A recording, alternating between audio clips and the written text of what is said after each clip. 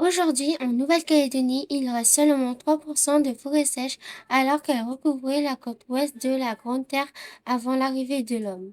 Cette forêt est un réservoir de biodiversité et de nombreuses espèces endémiques risquent de disparaître. Il faut donc la protéger des dangers qui la menacent. L'homme peut être un danger pour la forêt car elle défriche pour construire des bâtiments, des routes et des pâturages pour l'élevage. De plus, les feux de brousse qui sont très fréquents durant la saison sèche peuvent ravager des hectares de forêts sèches. Il existe aussi des espèces envahissantes qui représentent un danger.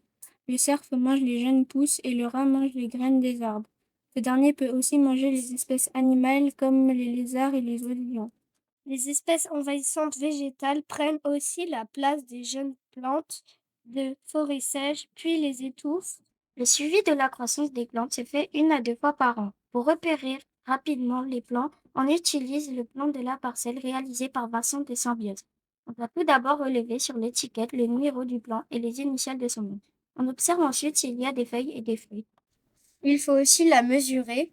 Avec un pied à coulisse, on mesure le diamètre de la base au niveau du collet. On mesure également sa hauteur à l'aide d'un mètre ruban. Enfin, on observe son état général.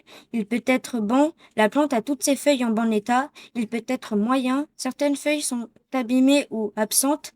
Il peut être mauvais, la plante n'a plus beaucoup de feuilles et on indique aussi si la plante est morte.